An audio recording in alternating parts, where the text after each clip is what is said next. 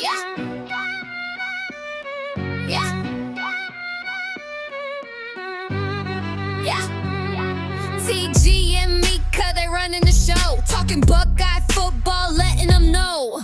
OH. Buckeye ladies ring the victory bell. OH. Now go ahead and give them hell. Smart, bold, and ready, they know their ball.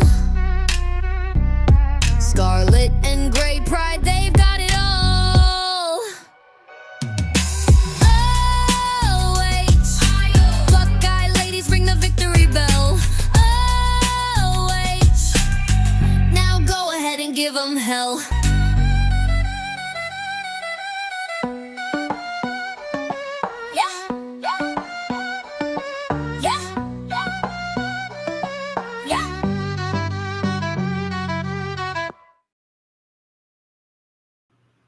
Yeah. Hello, ladies and gentlemen. Welcome to the first edition of the Buckeye Ladies. I'm TG. This is my co-host, Mecah, the Marvelous Mecah Hannah. How are you doing, girl? Good. How are you? Welcome, everybody. I'm great. And Eric loved it. It's actually pretty funny. I'm not going to lie. That was a great intro. That was awesome. You outdid yourself, Podfather. That was great. That was great. I'm not going to lie. Look, I love me and Shots, but I'm not going to lie. I love that intro. I love it too. Peak, man. Peak. Man, okay, so basically how we're gonna do this show is you're gonna pretty much hear me and Mecah talk ball, basically. Obvious, as usual. You're gonna hear two of the smartest females about sports talking ball all the time. Yep. It should be fun. Oh yeah. So the first talking point we can start with is the SEC adding the ninth conference game. Tell me, Mecah, how you feel about that, girl? Well, it's about dang time. It's about time. That's right. Seriously, like, we've been telling them to do that for how long? Like, it's only fair. Yeah. I mean, if you ask me about it, I'm like, myself and Sean, we talked to Kangaroo Black, we talked to, Uncle Lou. They wanted the ninth conference game because they want competition. And obviously, I understand that in the process, the Big Ten did give up some stuff, but this is probably better because it gives up more equalicity. Even though, again, the strength of schedule, we're going to have to see how they play into this and how they're going to do the strength of schedule. Because the thing is, the SEC thinks that this may bode well for them, obviously, because all sites have their strength of schedule leading your tour at the SEC at all times. But I do think there's a chance from everything I read, and if Mecah, if you've read it, I don't know if you have or not, but from what I read it is if the strength of schedule and strength of record can change for the committee, I think, as the season goes on. Because that's the way I took it too. It's just because the preseason strength of schedule, they're not going to take that into account because the preseason strength of schedule, strength of record doesn't matter because it can look different on the field. Like last year was an example they used where Ohio State went up against 3 of the top 5 teams and looked like they had every bit as tough, if not maybe even a tougher schedule than Georgia, which was kind of hilarious. Absolutely, we did, and that's the way it should be. We should have comparable schedules, and I think this is going to go a long way into doing that. It's only fair. Like, no more chicken crap schedules for the SEC.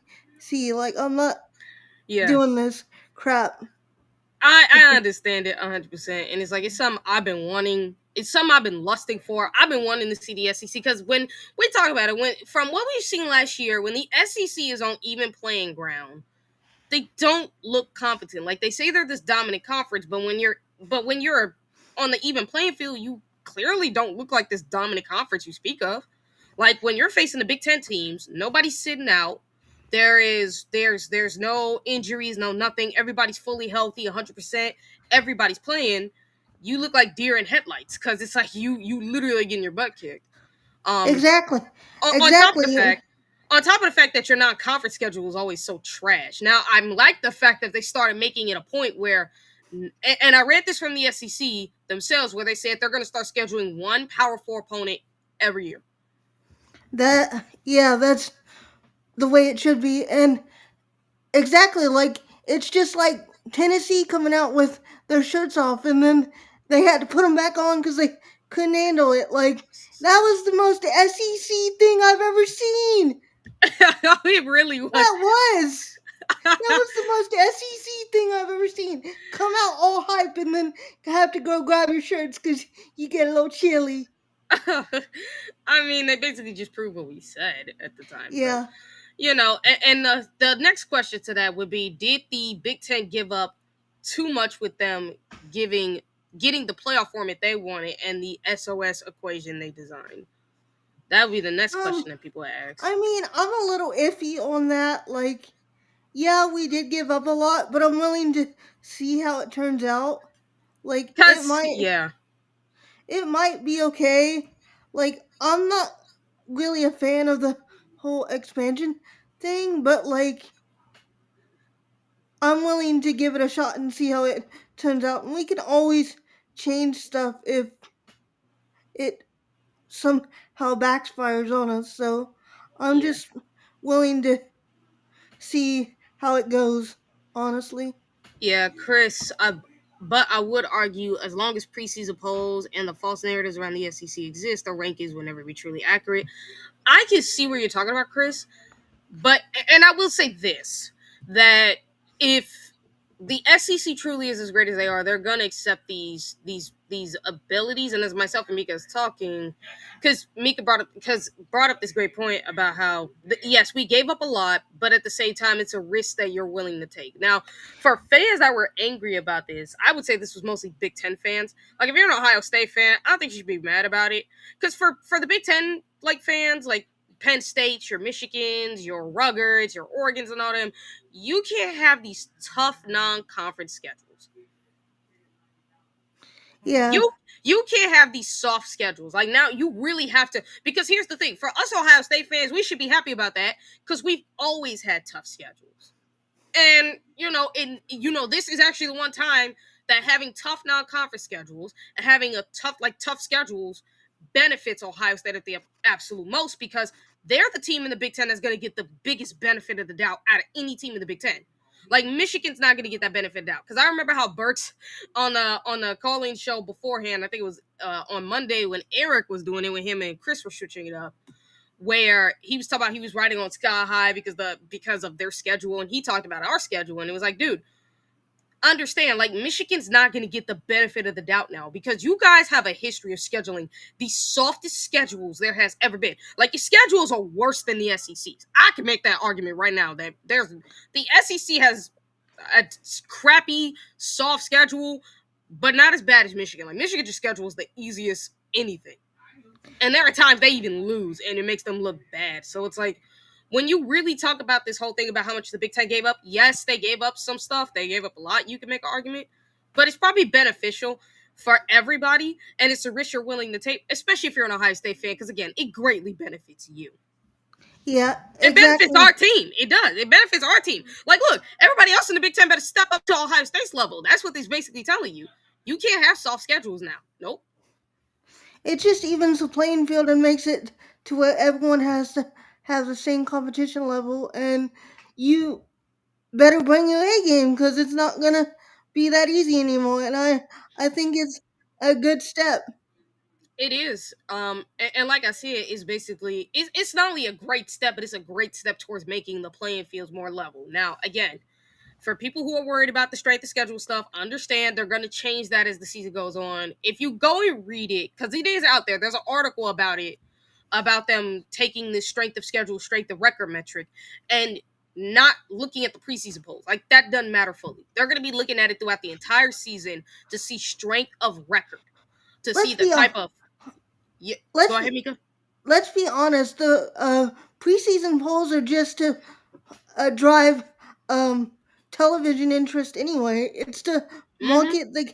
It's just to market the game so they can say, "Hey, look!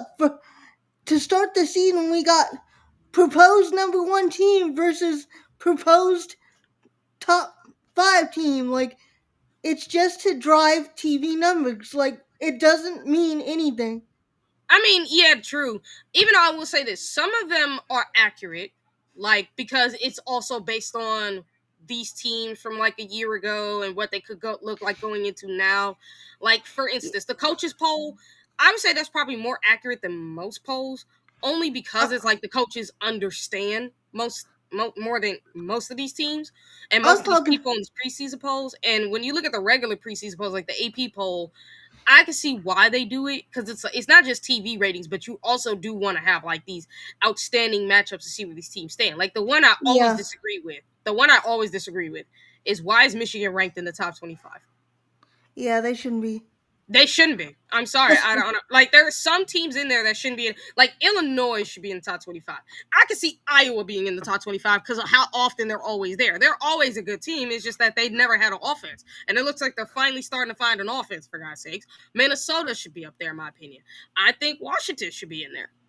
Like I think we got some teams that can legitimately compete. Indiana should be in there. I get people aren't big favorites of them, but let's be realistic. They had a good season, and when you look at their team this year, they got a pretty solid team. So I think the Big Ten in general is a very strong, going to be a very strong contender this year in terms of teams being putting on a good showing and everything. Like I think this is going to be a good year for the Big Ten in general. I think it's going to be a great year for the Big Ten. I really do. I think that this year is going to be a great year. And I think we're finally going to see just like even playing fields across the board. We're going to see good teams. We're going to see great teams. And guess what? There's no more of this pressing advantage where you could just pay players on the table. And no, now everybody can do it now. So, SEC. Yeah. So let's see how you can fare when the talent's spread across the country. Let's see how well they Yep. fare on that one.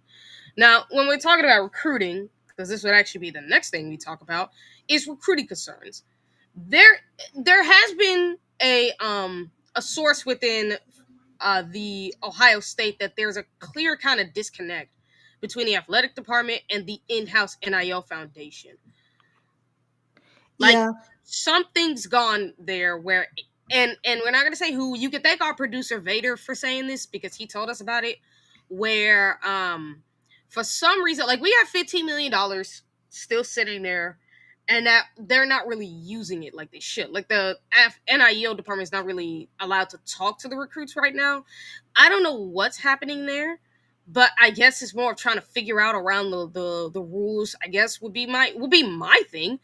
It'd be trying to figure out what is the rules even doing. Like what do we, To what is me, the I'm wondering if his experience when he used to be over at Texas A&M is playing a role in Ross Bjork being so hesitant with the NIL. Maybe that's just my opinion. I feel like maybe that has played a role in his hesitancy to embrace the whole NIL thing in general. I think so too. I think it has a lot because remember Texas A&M. Well, first of all, I've talked about this, but first let me shout out Eric for the $5 super chat. Let me be the first super chat the Buckeye Ladies. OHIO, my man. Um, I'm not gonna lie that I think again. I think, and I've said this multiple times, you could buy a team, but what does buying a team really get you? Does that really win anything? Like N- Texas, no, like no, Texas A&M and is the greatest example for that, and I think that's why Ross Bjork is so hesitant because when you have guys who just ask for money, and he sees the culture Ohio State has, and like this culture is what got us a national championship because so that's what wins championships, culture, not money. Like money and can that play a factor, but it's not the end all be all. Like you really, really, really have to have strong culture, and I don't know if Ross Bjork is ready to risk that culture. Same with Ryan Day for that matter. I don't know if they're ready to risk that culture for kids who just want a big payday. exactly, and I think that Gross Bjork has been on the side of it where he's seen what happens when you put everything on players that are all about money. They things don't work out and they jump. Yep. And he don't want to sacrifice our culture, but I do think that things will eventually work out because Ryan Day I ain't gonna risk not having our team ready and be competitive. Like we're all about being competitive, and I think our team, our coaches are hungry, and we'll get it figured out. Like I honestly do. There's there's a middle ground, and we'll find it. We already got the culture, we'll figure everything else out. And once we do, like, it's gonna be open season on every recruit. Like, honestly, who wouldn't want to join us? Look Yeah. at what we're building. Mm-hmm. Yeah, that's factual. Shout out to my co-host on the Buckeye Lounge, Sean Sharrock, for the $5. I'm so proud of my Buckeye sisters, TG and Mika. Love you guys. Scum still sucks. OHIO, brother. Love you, Shawnee. Mm-hmm. I'm gonna be real. Like, I don't blame anybody. I know a lot of people want to say, like, should we blame the athletic department? Should we blame the NIL? Or is nobody to blame? I don't think anybody's to blame.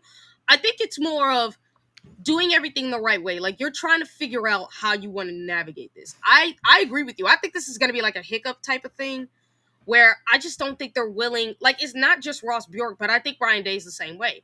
They are not Yeah, willing to compromise what they've built here for guys that just want money. Because, like, USC, they've been spending money on players. Don't monopoly as soon money. Yeah, as soon as stuff not working out, them guys are gonna transfer up and leave. Especially because a lot of them don't have the confidence that they're even gonna live up to that. Same with Scum. Same with a lot of these teams that just blow money. Like, yeah, you're gonna blow this money, and if it never Yeah, checks out, what's gonna happen? You know those kids are gonna leave. So Espe- unless especially once they see the development. If you really want to go to the NFL, these kids need to look at development first. And some of these schools don't have the development track record, tra- track track record to support their program and stuff. So, yeah, like, they're gonna jump like as soon as things don't work out. And I think Ryan Day and Ross and everyone just doesn't want to promise things if they can't deliver. that's That's the whole reason. That's the that's whole some reason. that's something that other programs need to think about. Like, it's called integrity, guys. Think about it. Yeah, like that's the whole thing. Like, Ohio State knows that if they promise something and they don't deliver, they're gonna have a reputation that they don't want. So, like, I know a lot of people are mad about it, but I think if you have the common sense to realize that Ohio State knows the costing, like the long term cost that it's gonna have on their program if they do that. So, them being honest is why, and it's pretty much the biggest reason why parents love Ohio State. Like, when there's a commit that we were on, a D line recruit, and we know who he is. When Yeah, he committed to the to USC, his mother wasn't too happy about that. yeah. She wasn't happy about that. Like, you gotta go back and look at it. She was not happy because she was like, she does not like USC. She does not like those coaches. She does not like anybody at USC. She does that. She doesn't. She hates those people. She really, really does. She believes that Ohio State was the better forfeiture for her son, and she does not believe he should have just been chasing the money to begin with. It's like, because the money's not gonna last. Like, I want you to have a long term. She wants him to have a great life and, like, have a long term success, not short term where you have short term money, because that don't last. What are you gonna do? Like, let's say you don't pan out the way you should. Are you gonna get developed properly? Like, I know that Eric Henderson, I think is Eric Henderson is the D line coach from the NFL, and people say how good he is. And listen, I do believe he's a good D line coach.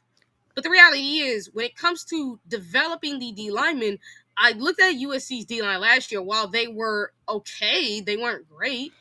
They were okay. They weren't anything special. And I They think don't. it's and as Chris, They I think, said, they need the players to unionize. They need basically what you see in the NFL with the players union. they don't develop talent at USC, and like I think it all starts with Lincoln. Like, he did nothing but make excuses last year every time they lost a game. Mm-hmm. You're a head coach. The buck stops with you. You do not make excuses. You stand in the paint and you say, "This is on me." You don't make excuses and whine like a little baby. Just it's just Yeah. not a good it's just not a good look. And I seriously think if things don't turn out for them this year, that he's living on borrowed time. Yeah, I mean, Eric basically has said it. Is like, expect a record-breaking freshman into the portal after the season because they will not receive the NIL money they were promised, which is absolutely facts. And Lisa's absolutely right about this, where it's like, it's absolutely ridiculous that these people get that these people, like, you offer the money that you're never going to deliver on. Like, I believe a lot of these schools really don't deliver on the NIL money they promise ever. And it's like, you're going to risk everything, including development. Like with USC, if you're somebody, you need to look at their development and see just how well. Like, if you had to choose between Ohio State and USC, you're really going to Yeah. choose the Trojans over the Buckeyes, a team that has a history of putting talent in the NFL way longer. Because the last time USC was ever good and ever really put legitimate talent in the NFL at an elite clip was when Pete Carroll, a former Buckeye coach, by the way, was their head coach. So, like Lincoln Riley, he's been nothing but a disaster. And there's a good chance, like, I think USC's just throwing money at this because they so desperately want this to work out to a point where they're not even thinking straight now. You're just throwing money at everything. Yeah, they're just throwing money at it and hoping something sticks. Like, case in point, look at what happened to Corey Foreman. That kid was a monster in high school, and he went to USC and they did nothing with him. He did not Mm-hmm. develop at all, and then ended up going to like Fresno State or somewhere and just like disappeared because he wasn't getting developed. They weren't using him properly. Like, you Yeah, got to be. it's not It's just shocking. it's just and like, not to turn this into a bag on USC show because I know that's not what we're doing here, but like, I mean, come on, like, something's got to give. You got to have the structure before you start throwing money at stuff. Oh yeah, and I think as Tyler says it here, like, here a part of it, these teams across the nation do is lie to these kids. That's part of that's part of that frustrates him basically. And yeah, that's what frustrates I think everybody is that you lied to these kids and then eventually they're just gonna stop believing you at some point. Especially when you start having a history, which is again why Ohio State doesn't do that anymore. They don't. They refuse to ever allow themselves to be that kind of school that lies to these kids and doesn't deliver on a promise. And Mika, I would want to ask you this: what do you think? Who do you think is a realistic flip target for Ohio State? I am wondering if we get back in on maybe Luke Waffle, maybe if he's willing to consider, because I know that he didn't look happy when he committed to USC, and I know that for a fact that we really, really wanted him, and I would love to see him be a Buckeye because I just think he's that type of. He reminds me of like Jack Sawyer. He's just got that motor, like captain, like leader ability, and I would love to see him become a Buckeye. There's some in-state kids right now that are really, I think, prime for a second look by Ohio State. Elijah Jones Smith out of Pickerington North has put on 20 pounds of muscle, and I'm really excited to see how he puts his senior season together because he's camped for us multiple times before, and I think he was just not big enough yet. And like I said, I've heard that he's put on 20 pounds of muscle, and I'm really interested to see what he can do. And his teammate Malachi Irving, too, at Pick North, could get a second look as well. He's a Buffalo commit right now. And Parker Krim from Elida High School, he's 6'3", 235, and I think he's going to have a monster year this season, too. He's committed to Illinois right now, but I think we can circle back on a lot of these kids and give them a second look. So I'm not that worried, honestly, because I think a lot of these kids are primed for big senior years. Like I said, football is a very like developmental sport, and a lot of these kids, it takes till the senior year for them to grow into their bodies and really become like that level of person to get Ohio State to look at. And some of these kids are already getting some level of attention, and they're growing and they're making steps to be an Ohio level prospect. So I look for us to circle back on a lot of these kids and give them a second look. So I'm not worried at all. Yeah, we got our little friend from ours in the Buckeye Boys, our former show. Dev, thanks for the five. Mika, the recruiting guru, hard to find good friends and people like you, Mika. Keep doing what you do. Go Buckeyes. Natty 2024-2025 lock. Don't forget OHIO Dev. And I'll say hello, what up to Mello too. Whenever you get the opportunity, man. If you're watching, what up, man? Love you, my boys. Yeah, if you ask me about the NIL thing, again, I just think it's something that some of these kids need to re need to rethink to themselves about, like, NIL, and maybe you should. Because here's the funny thing: at Ohio State, you're not gonna get the biggest deal, but you're gonna get a pretty satisfying deal. It's not gonna be great. It's not gonna be amazing. It's not gonna be something out of this world. It's gonna be good money, and you can earn more the more you work, because you're not worth more than a lot of guys who've been here who are going to be part of the depth chart. Like, you're not worth more than the starters. You're definitely not worth more than the two deep guys. Like, maybe the Yeah, three deep you have a chance, but who knows? Like, you have to work for that at Ohio State, and that's just the reality. Like, and that's for instance, and Braylon Womack, we missed out on him. I know for a fact he really wanted to go to Ohio State, but it's like something happened where it's like where recruiting some just did not go right, where it seemed like they blew him off, and I don't think that's what really happened. I think some bad had happened where there's miscommunication, and then they really weren't willing to up the NIL offer that much. Like, I think their offer stayed around $500, if I'm not mistaken. I could be wrong about that. I don't know the full natty. I don't know the full number, but I just know they weren't really willing to up it, so he just went to Auburn because of that, and maybe because his dad said so. And to be honest, do I think Ohio State cares? No. I mean, you went to Auburn. Friggin', what is the chances that freaking.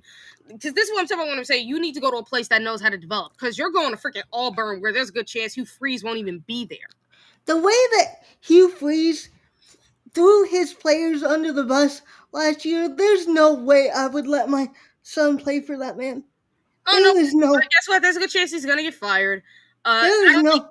I don't think Braylon Womack is gonna get developed properly. I think he's gonna be what he was. Like, he may be solid.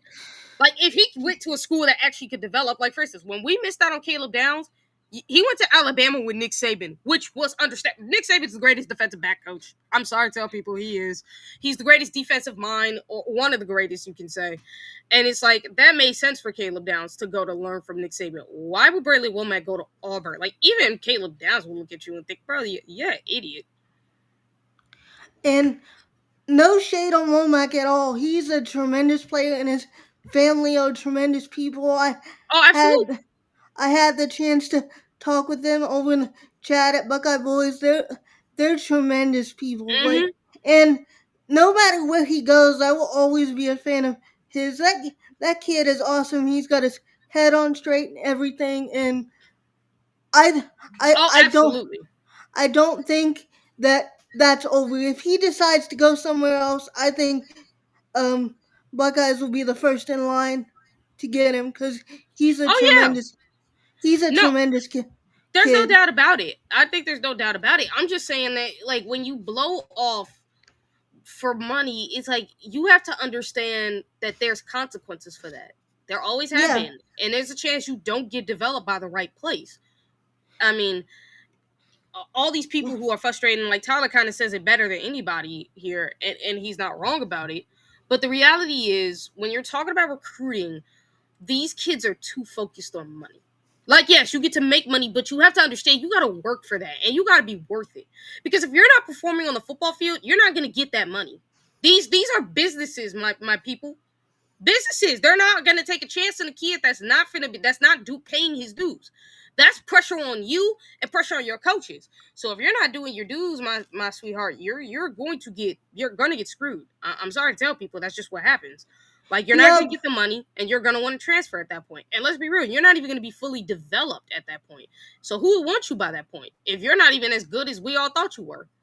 yeah. But I get it. Like these are kids, and I'm gonna be honest. If you set that kind of money in front of me when I was 17, 18 years old, I would have been like, heck yeah, I'm gonna get me a Lambo, and we're gonna get up out of here. Oh no, I Like get it. I get it. I get it. Like that's why these kids need to have support systems and talk to their families and the coaches and I But know it's hard. some of these support systems are great because remember, some of these kids' family really do just auction them off to the highest bidder, which I just found so laughable.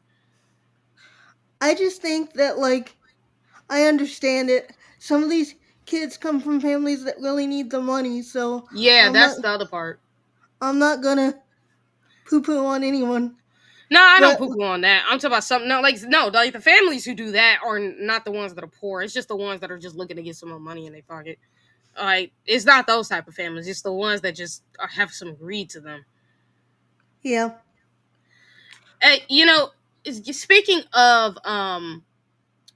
speaking of the team, by the way, it's like when you talk about expectations for Julian Say, what are your expectations for him? I think he might struggle early, but I think he'll get into a rhythm and will pull away. Like I seriously think my score prediction is 35-21. I think we'll be tight early, but we'll pull away. I think we're gonna lean on a run game to start, and then we're gonna really start opening things up and get JJ and Bi and Claire and Jelani and all them involved. And okay, and speaking of that, who do you think will step up to replace Quayshawn and Trevion? Um, I I really think Peoples is gonna have a big game, and I look to see Bo Jackson a little bit as well. I think he's gonna be a serious stud, and I think CJ is a serious gonna be a serious factor this year for us in the red zone. That guy's a tank. He's built like a brick house. Like Oh I yeah, I love that guy. and he's got some more speed added to him too, which is Yeah, awesome. he lost some weight, but kept like he got shiftier, and he is just ripped, man. hmm I mean, it's amazing, and I can't wait. I mean, I hear the depth about the running back room with Bo Jackson, Sam Williams Dixon, Isaiah West, and Turbo Rogers. Man, we got a loaded running back room right now. I think it's Sam Dixon. No, I think he dropped the Williams. I think Oh, okay. Well, anyway, do we really have to talk about expectations for JJ Smith? I'm just gonna ask, but I think we all know the expectation, don't we? he's gonna win the Bolitnikoff this year. I'm calling it right now. Yeah, I think he will too. If we actually have a SID, sports information director that actually knows how to promote. Yeah, let's Um, hope. let's hope. Um, Fingers crossed. fingers crossed. Yeah. What are your score predictions, TG? I'm gonna be respectful. I'm gonna say 28-17 is gonna be kind of similar to what we saw last year, except at least Texas gets like 3 more points. I think that's my score prediction.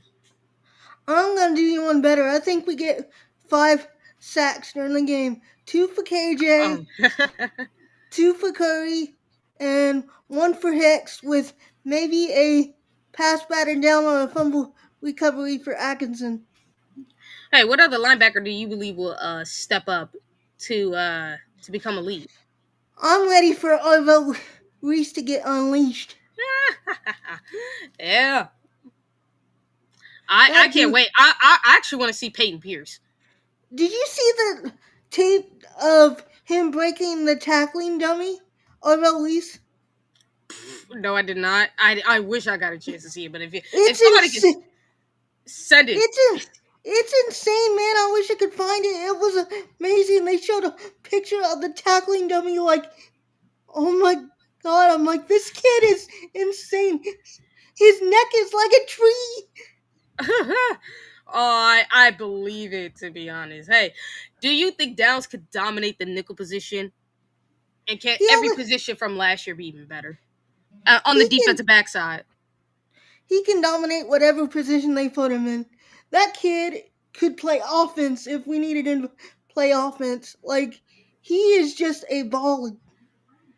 Oh yeah, I think it's too. Hey, do you think Max Clare will make a? What type of impact do you think Max Clare will have? I think he'll be an early like safety blanket for saying. I also think that Jelani Thurman's gonna have a huge year this year. I think a lot of people are sleeping on him. Mm-hmm. I'm very high on his athleticism. Like, he is a Yeah. next level athlete, and he's gotten better at blocking. He even said on Twitter he worked a lot on his blocking, and I think it started to show towards the end of the year last year, Mm-hmm. and Yeah. that he was getting better. And I think he's just gonna improve, and we might have the deepest, if not the best, tight end room by the end of the year. You know what's funny is I've been hearing a lot of great things about Jelani, saying like he's been locked in, he's focused, and they're like, watch out, this guy's a monster. Like you may have two superstar tight ends, and it'll be the first time in a long time I think Ohio State's had Yeah, superstar and tight end position. Jelani, you're missing out on a sponsorship opportunity. Get yourself over to the place and get sponsored by the Terminator Burger. It'd be awesome. You're missing you're missing a prime sponsorship, man. And oh man, that would be great. So let's talk about the Texas Ohio State matchup. Like let's preview our thoughts on it.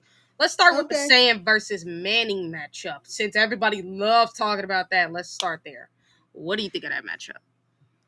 I think they're very similar in terms of like they were both like top prospects coming out of high school and everything. But I think in terms of supporting cast, we got the leg up by far. Like I know that they got Wingo and everything, and he's a great wide receiver. Don't get me wrong, and he's healthy again. So I'm anxious to see what he can do. I think he's one of the top wide receivers in the nation. But in terms of just whole supporting cast, we got the edge. Like, and I think all Saiyan really has to do is be what he already is, and that's a tremendous like point guard type quarterback. Mm-hmm.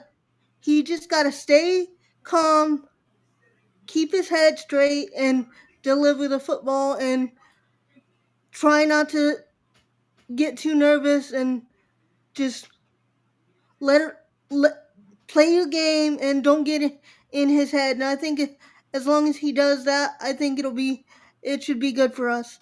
I think that's all he needs to do too. Like if you ask me about the Arch versus Hand, I'm like, guys, we don't know much about these quarterbacks. Like I get Arch had playing time last year, but that was against scrub teams.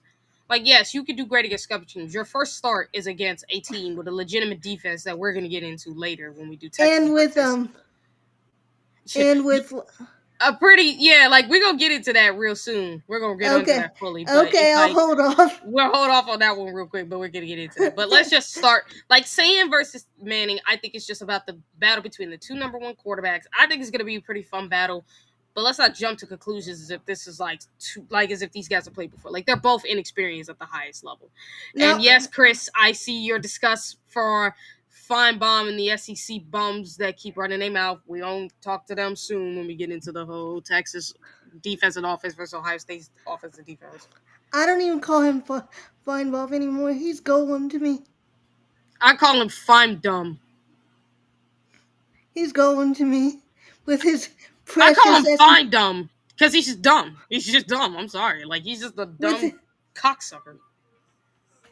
dude, dude. I'm going to go there. Yep, I went there. I don't care. That's what he Thank is you to me. for thank you for that image. um, ignore that. If anybody can hear that ringing behind me, it's my phone. Ignore it. Um, for Texas offense and Texas versus offense and defense. So like Ohio State's offense versus Texas defense. Let's talk about that.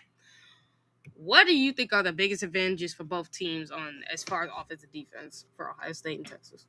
Well, like for offense, I think it's gonna be I think our offensive line is gonna be great this year. I love the depth. I I love. I think we could easily go 2-3 deep on the offensive line, and I just love it. And I think that's the weakness for Texas on their offense. Like their offensive line is beat up from everything I've heard, and I know that Buck Vader's got information for us, Yeah, and we're gonna talk about that. We're gonna talk about that. they're beat up, and I look for our defense to have a day. Like honestly, and to go back to Arch Manning, I do think he's gonna need his legs during this game because he's gonna be running. Yeah, I think that's just truthful. But if you ask me about Ohio State's offense versus Texas's defense, I think we have an advantage. Wide receiver, obviously, because we have the best wide receiver group, Well, yeah, but also at tight end because now for Texas, you can't just worry about the wide receivers in the passing game. You really have to worry about the tight ends now. I also think that when you talk about Ohio State's defense, like people kind of overhype the Texas defense a little bit. Like they got some talent that were there last year, yes. But if you really think about it, last year Ohio State's offense would have absolutely torn apart, was absolutely tearing Texas's defense apart. Like I think people tend to forget that. Um, I think that Chris, we're gonna talk about the offensive line of Texas real soon. Don't worry about it. Because I'm gonna tell you what the real one is. I'm gonna tell you.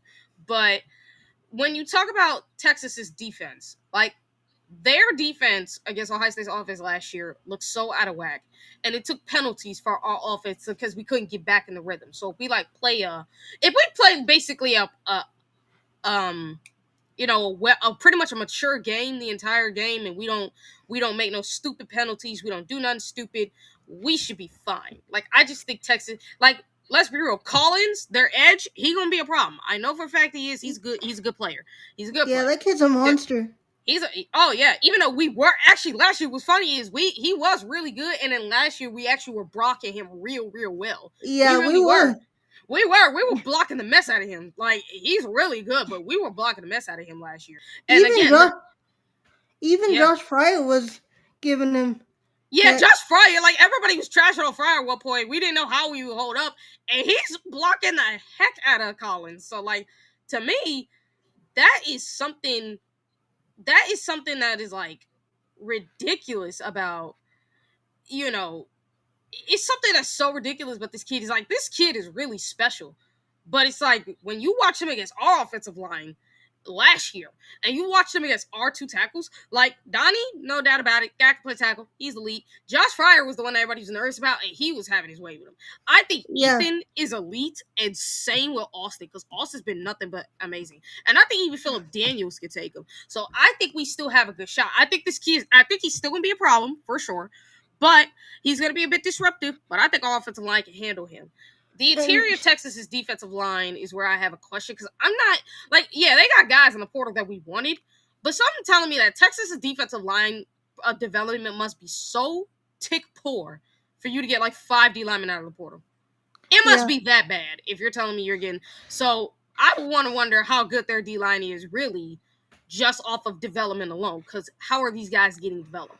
Because I think the interior of our offensive line is going to be amazing. Like Tegra is so much better than what he was last year, and yeah, Luke has and been outstanding too, and Carson's been amazing. So like I yeah, would and love to see that. I think Carson's gonna win Remington this year. I think so too. I think he's gonna be a dude. He's just a dog, and hats off to him for sticking around the way he did. Like that Mm-hmm. kid stepped up, and he's one of my favorite players on the team. Like he's that just shows his character. He's a tough nosed kid, and I just love offensive linemen in general, and they don't get nearly enough signage they should. Like football, I know it's a cliche, but football really is one in the trenches. Like we need these Mm-hmm. guys, and they've really stepped up. And de- and the we're deep at the position, and I just love the way it's looking. That yeah, I love it too. And Tyler had is a little funny one. Over under holding calls the refs actually call in this game on the Texas O line. Oh my god. I would probably go under because we don't get like let's be real, they never call penalties. The only way I can see us getting like 2 or 3 is if we start blitzing our like Yeah, our linebackers. Like that's where I would say the over. If we're blitzing our linebackers, I would see that be a holding penalty. But other than that, no. although they might, considering how much of a stink even the media made of it at the end of last year. Like even the media was calling the refs out. Like, why aren't you calling this? So maybe they might, but I'll have to see it to believe it. Yeah, and speaking of the Texas O line, is where we go to offense. Texas offense versus Ohio State defense. which is where the real messed up matchup begins, because that is where it always starts. Texas's offensive line, people, they are so worried about that O-line. Yeah, and I think with Matty P and stuff, like here's the thing, they don't have tape to look at either. Like this is a brand new. We're going to come up with so many different stunts and like schemes. I think we're going to be throwing stuff at them, and I think our linebackers are going to be very active. I think we're gonna just, like I said, I look for Arch to be running for his life. Like, Yeah. I mean, when you talk about the Ohio State, like, because like I think our defensive backs are going to match up real well with their wide receivers. I think our linebackers are going to do real well against their linebackers. But where Ohio State has the distinct advantage, because I will say it's even at that point, but with a slight edge to Ohio State, but mostly even. Where Ohio State definitely has the edge is at the line of scrimmage, because Texas' offensive line, like there has been a source, and again, credit to our guy Buck Vader, our producer, who basically has the scoop, who basically told us, like, nah, within Texas, they were so, even before the injury to their tackle position, they were very worried about their O-line. Like, their O-line stunk. They were terrible. Like, they were getting their butts kicked in by the D-line.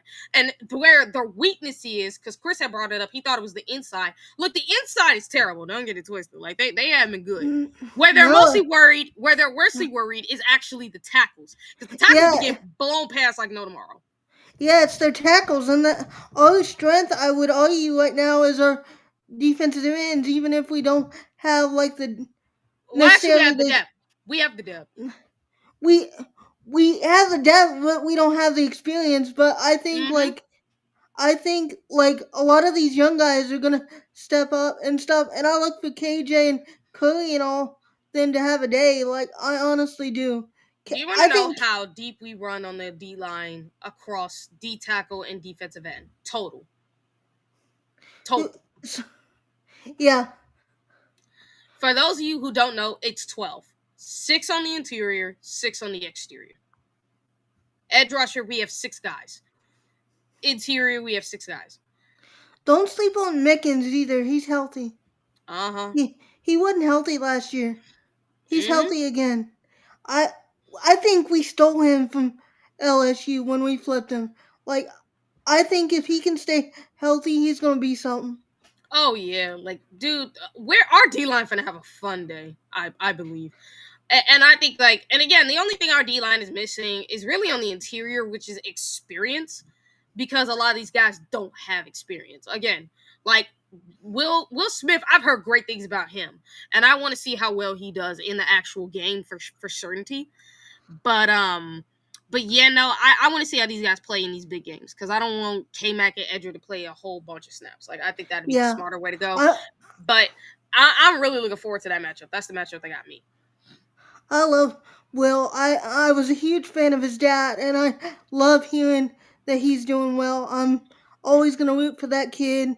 I have his dad's autograph, so I've always been a big fan of him and his dad and everything, and I want him to be the best Buckeye he can be. He's already a great person from what I hear, and you just root for kids like that. Yeah. I mean, at least for Chris, I'm not gonna lie. It's a lucky thing we have depth on our offensive line. I don't know if Texas does. I think their offensive line could get better by like week 8, but I just don't think they're good right now. And with all the expectations pressing in on them, it's actually gonna be pretty funny. And Caleb Downs pick 6. Listen, if he gets a pick 6, I'm gonna be jumping out of my seat. The thing is, a lot of their offensive line issues are health related too. At Texas. Not only just health, but the fact they lost a whole bunch of players on the offensive line. Yeah. A bunch of people talk about Ohio State, what the reality is, Ohio State didn't lose that many guys on the offensive line. We lost 3 guys, and 2 of them didn't even finish the season because of injury. It's like 4 of the guys that we have on this offensive line played all of last year because of injuries, and played in the playoffs all the way to the Natty. So, like, no matter what anybody tells you, Ohio State's offensive line is not a concern. They're not replacing a whole bunch of guys as much as the media makes it seem like. It's just that the media is just talking out of their butt because they refuse to actually pay attention to anything. That's just the reality, because these guys are not new to starting. They've had to step up and start for players that got injured. So, like, no. And if you had to talk to me about Ohio State's X factors, obviously it's Caleb Downs, JJ Smith. Obviously, That's the obvious. That's not even debatable. It's not. It really isn't. That's your X factors right there. It really is. It really is. Just and Mecah, do you have any worries about the Buckeyes? I do in terms of my only worries is that just like the inexperience per se, and like as long as he doesn't get in his head too much and like stays calm and does what we know he can do, I think we'll be fine. Like I said, I think it'll be close early, but we'll pull away late. Oh yeah, I think that's my biggest concern is just inexperience in general, not just with Sam, but even with the players we have on the team. Inexperience is always going to be the biggest factor. It's like it's not like as if these guys can't play; they just they don't have the experience yet. So like that's the one that always gets you. And I definitely think like JJ is going to open things up for other receivers as well. Like I think he's going to attract a lot of attention, and I look for Cardinal Tate to have a huge year this year. Like, because I think everyone's going to be keyed up on JJ, and it's just going to open things up for BI and Tate and Graham and Rogers, and I look for all those guys to see the field this year. Yeah, I do too. What do you expect from the crowd? I expect them to be loud. We better be loud, or I'm going to be ticked. Hey. This is a big game. I get that it's noon, but actually, Ohio State fans are always, even if it's a noon game, when it's a big time game, that's when they're loud. It's when it's games like, like my buddy Juck said over on his show. Like, yes, it sucks and stuff that we always get the noon games, but there's nothing we can do about it. So we might as well own it and wear it as a badge of pride. The only reason they schedule us at noon is because they know we're the only drawers. We're the only ones. I can literally, I could pull up a whole little sheet that shows how there's a big discrepancy between Ohio State and all the other teams in the Big Ten and even the teams they have in the Big 12 as far as ratings. Like it's a gigantic discrepancy, which is why they put Ohio State in there. Yeah, exactly. Like we're like a badge of honor. We're carrying the flag for the Big Ten. We always have. Like, there's nothing we can do about it right now. But like Chuck says, wear it as a badge of honor and come in there and show them that Buckeye pride, man. Yeah, and we're going to start with our predictions. We're going to close out the show pretty soon because we're going to be approaching an hour about our predictions of the season. But before I do that, I do want to kind of talk about this real quick. This whole narrative or rumor that started about Ohio State banning Dave Portnoy was false. Actually, that was Fox's decision to do that because I think they knew they knew that if he went there, it would not end well. So they probably figured it'd probably be better for you to not go to Ohio State. Because we don't want to tick off the fan base that actually gives us the biggest set of money and the biggest... we already ticked them off enough by hiring you and putting them at noon a lot. So we're going to do our fan base a discrepancy and just not have you there. Do it from your home, but don't be on Big Noon Kickoff on the state of Ohio. You can't. You can't do it. Which is pretty much the smartest thing Fox has ever done, actually. Yeah. It really is. Just a nugget, if you're looking for someone to place Portnoy, me and TG are available, just saying. Yeah, I'm just saying. Yeah, Fox, if you guys want somebody, myself and Mecah are available. We got some people here that are available. Pay me, I'll be open to it. Yeah. Our recruiting list for this game is pretty long. Yeah, it is. It's a lot of people. Oh, by the way, for everybody who's so freaking out about the defensive line, have faith in Larry Johnson, for God's sakes, people. Yeah, Larry's a legend. He's the greatest of all time. This is a guy who would have been hired by NFL teams. He's a guy who would have been hired by NFL teams had he wanted to, but he chose not to because he valued teaching these young men. That's how great of a line coach he is. It's the same how NFL teams look at Larry Johnson is the same way they look at Brian Hartline. Best coach in the NFL without coaching in the NFL. Yeah, there's recruits that come to our camps that come just to be taught at camp by Larry Johnson, and it's still that way. He is a legend. It's not it's not like when we miss out on recruits, it's not because these kids say nothing but great things about Larry. It's not like we're not missing out on D line recruits like this year because these kids don't like Larry. Like they love him. They say it all the time. They love Larry Johnson. They absolutely love him. It's the fact they're going after the money. That's it. That's it. They love Larry, but they get a big bag put in their face. They're gonna take it.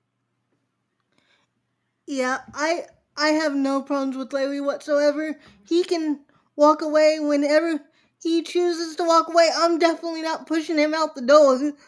I mean, people who are worried about like let's be real. He's not getting 5 stars like he was when he came here to Ohio State. But people have to remember this.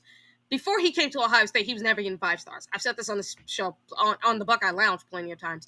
He wasn't getting 5 stars when he was at Penn State. This guy was getting like 3 and 4 stars, low tier 4 stars, by the way.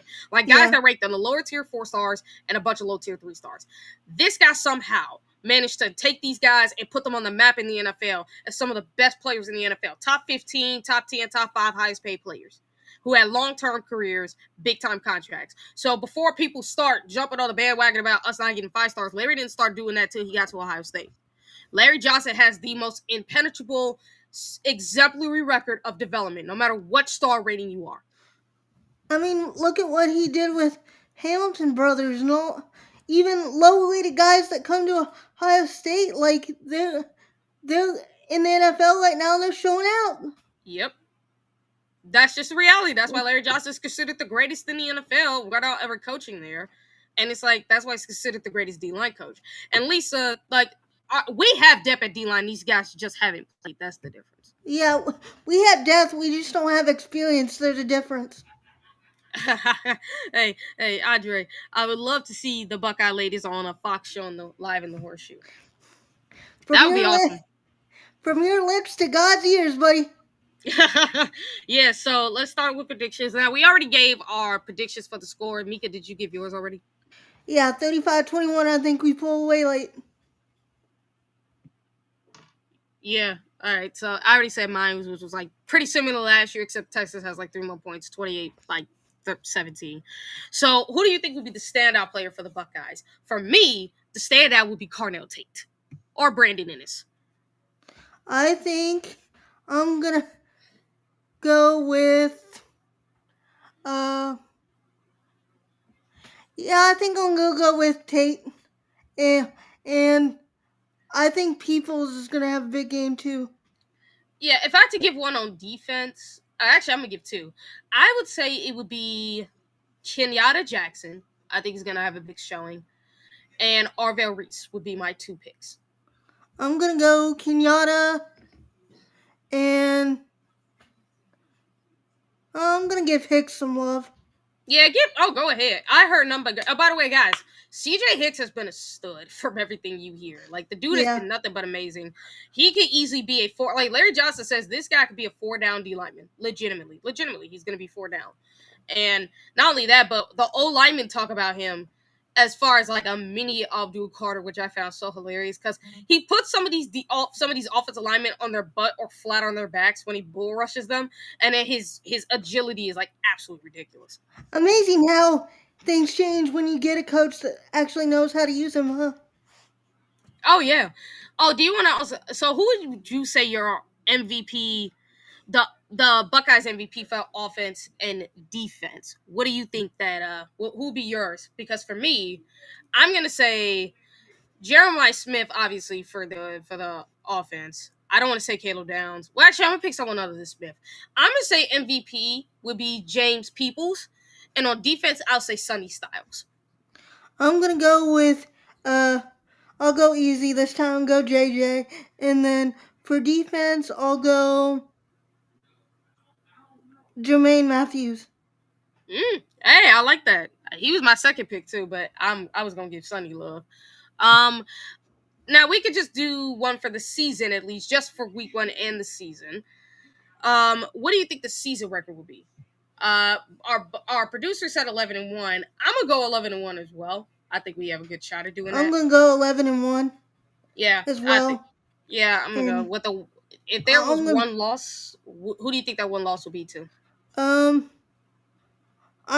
probably, if I was gonna pick one, I think it's going to be Illinois. I'm gonna go with Podfather. because I like what they're building at Illinois, and we just they always play us hard even when they don't have people on their roster. So I'm I mean, thinking I would like say that Illinois too, but it's like because when we play in their stadium, we don't do so well for some reason. yeah, it's like It's we're that yeah, it's like it's either them or Washington are the two ones I would schedule as a loss. it's like we're sleepy or something when we go there. It's just like It's more like it's tough playing. It just looks like it's tough playing on they field sometimes. I don't know. yeah. I don't know who it is. I don't know what it is, but who knows? We'll see. Um, Breakout stars on offense and defense for the rest of the season. Vader had Houston and Peoples. I'm gonna say Caden McDonald. I think he's gonna have a Tyree Williams type of year, like Tyreek had back at 23. I think he's gonna have that type of breakout year. And for offense, I'll say Jelani Thurman because I think this could be the year he breaks out. Um, man, you stole my Jelani. Hey, you can still have him. Okay. Jelani's mine, and defense I'm gonna go with. Um, I think KJ is gonna have a monster year. Yeah. My next pick for that too would have been Caden Curry because he's been a dog. That would have been my pick for sure. My next pick. I, lo- I love Caden's motor. He's got the. Yeah, I think he's Curry's got. great. I think he's got one of the best motors on the team. Like that kid just doesn't quit. That's what makes him amazing. And then for the season, will we beat Scum with score basically with along with the score? Like, what do you think the score would be if we beat them? I think we beat Scum, and I think we beat them. I think Ryan Day goes like 64 to like I'm gonna say 64 to like 9 or Oh 12. yeah, I think we're gonna be tremendously motivated, and I don't even think it's gonna be close. I think we're actually gonna do what we were supposed to do last year because our defense was destroying their offense. Like their offense Yeah, wasn't nothing. Our offense did not perform. So I think our defense is gonna absolutely shred Michigan's offense because their offense stinks. And look, Bryce Underwood, you can talk as much as you want about they've never seen a freshman like me. Yes, they have. Named by the name of Jeremiah Smith, and they also seen a freshman like you the year before by the name of Caleb Downs. So yeah, no, buddy, you're not nothing special. I'm sorry to tell you. And you're in Michigan, where you yourself said they can't develop a quarterback for yeah. nothing. You So kind of. you literally said that yourself. So no, you're not gonna be anything special at Michigan. They have no receivers, no weapons. The running backs are good. I'll give you that. But well, at least Jordan Marshall is that kid. Yeah, Justice Haynes, dude. You talked to Kangaroo Black and those at Alabama. He really wasn't anything at Bama. He was like the third string running back at the most. It did not get any playing time unless it was like cleanup hours. yeah. That was the reason he transferred. He wasn't. They weren't polishing his shoes. Yeah, like he wasn't good. That's what I hear. That's why he wasn't getting playing time. Like you could be the third string running back and still get playing time. But it's like if you weren't good enough, you weren't good enough, brother. I'm sorry, you just won. But no, I think we're gonna smash Michigan. I don't think Michigan's offense is gonna do anything. I think we're gonna railroad them like we did last year. We're gonna keep their team at the utmost 10 to 13 points. Yeah, But and our offense is just gonna go off stupid because now you ain't got nobody on that defense. I don't even look for them to be a factor at all for anybody this season. Like I look for them to have four or five losses. Like I really Yeah, do. I think they've been overhyped with their record. I expect them to have the same season they did last year, except this time I think they go like 6-7, 7-5. Like I don't see them really doing anything. Yeah, right with you there. Yeah, well, guys, that concludes the Uh, that hold like on. we like what is it? Hold on one sec. I want to shout out producer Buck Vader. Absolutely. He is tremendous person. I want to thank him for this opportunity. Dude is one of the best people I know. He knows ball. He's great guy, and all of Buckeye Nation that came here to support us tonight. Thank you. It's been awesome. I love talking ball with you guys and getting to know you guys in the chat. Like, share, leave a comment. We love you. And I try to respond to all the comments unless you're being a butthead. Even if you're being a butthead, I'll respond to you, but I'll tell you you're being ahead, so beware. Yes, thank you everybody for watching. This is a great first show of the Buckeye Ladies. Make sure you catch us every Thursday at 8 p.m. Eastern Time, which 8 in Ohio, 7 in my time in Chicago. Make sure you guys catch us at 8 p.m. Eastern Time. And make sure you guys tune on those notifications, like, share, subscribe so you never miss an episode. Get this out there to friends. Help us get this out there. And let's not forget, again, shout out to our man Vader, producer for the Buckeye Ladies and for the Buckeye Lounge. And make sure you guys tune into the Buckeye Lounge next week as well, as we're going to have a special guest on the show. And it's going to be a real fun time for everybody. And again, check us out next Thursday. It's going to be every Thursday for the rest of this, for the rest of the season. So as we always do, we end this off on a classified OH. I'll. Go Bucks and have a great night, everybody. Scum sucks.